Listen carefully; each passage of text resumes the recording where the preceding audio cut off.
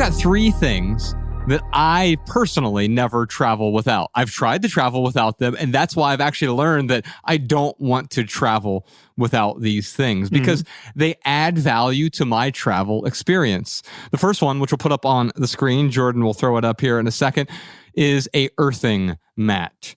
So we did a whole episode about earthing. We brought Clint Ober on, and the earthing mat that I use from earthing.com, not a sponsor, obviously. Advertisements still suck. We're actually sitting on some earthing mats right now. I'll model this one for you. So I'm standing on one. Yeah. So you're standing on one. I have a seated one. I pack the full queen size one. Yeah. That I'll just put on a mattress, and it doesn't take up that much space. No, it doesn't. You could travel with a simple seated one, or the one that Ryan's standing on right now, which is about twice the size of this. Or in the picture you have up here, that is the full mat that just goes over top of the bed. And the first thing I do if I'm at an Airbnb, hotel room, or someone's guest bedroom is I pull the sheets off the bed and I put the earthing mat on the bed.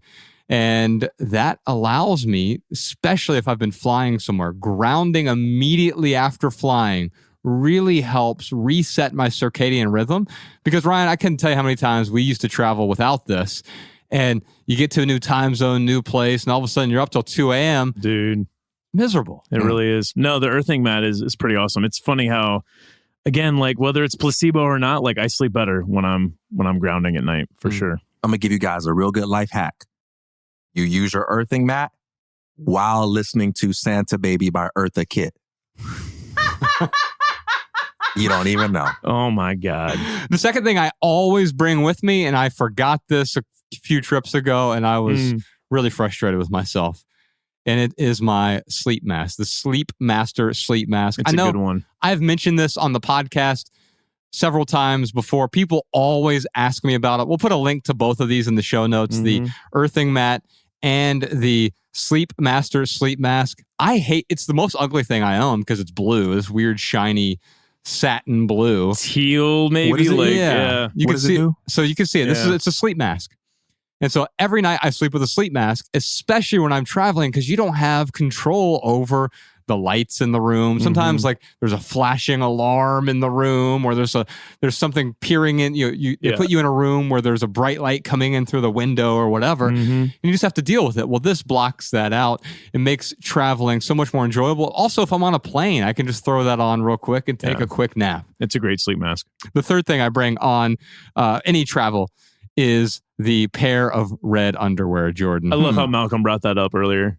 I know, right? That was so good. So I have a confession. The red underwear you saw in the documentary Minimalism, which you can still watch now. It's no longer on Netflix. We've removed it from Netflix. You can check it out at minimalismfilm.com. There are 6 hours of bonus interviews there as well that didn't make the film. 20 other videos, I believe, all there at minimalismfilm.com. That red underwear that you saw in there, it's no longer red. Oh, it's blue. You hypocrite. He changed sides. Oh, he's Democrat now. That's right. Yes, it was a big political statement. No,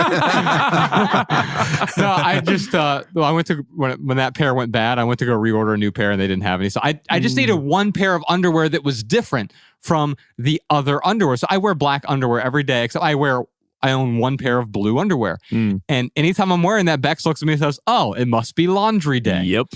And that was the same. I learned that from being on the road.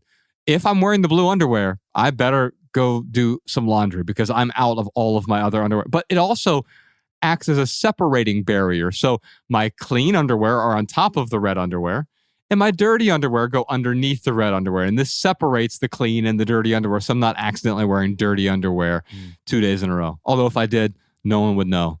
One time we were on tour, I wore the same t-shirt to 9 different events. So it was 9 days in a row. Ryan and I were doing event after event after event. And it was probably 6 different events in 9 days. But I wore the same t-shirt. And guess what? No one noticed at all. So those are the 3 things that I've tried to travel without, and I have failed because they add value to my travel. And traveling with nothing, I don't want to travel like Jack Reacher, although I aspire to travel like that. He has nothing but what fits on his person or in his pockets.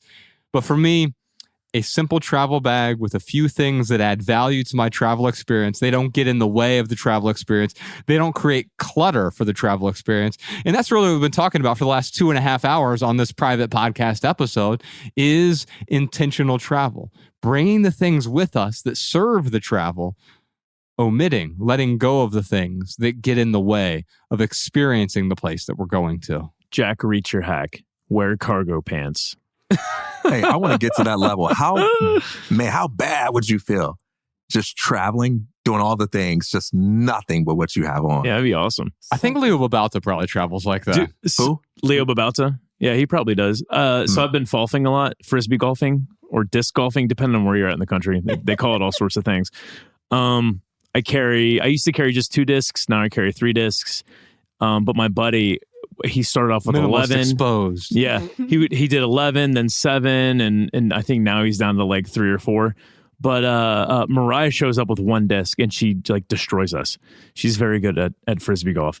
But it's funny because like the last time him and I went, because he usually has a backpack with all his discs in it. And this last time he was like, oh, I decided to try it out like you do and just bring a few discs. And the whole time he's like, this is amazing. This is so nice to not have to carry a backpack. Yeah.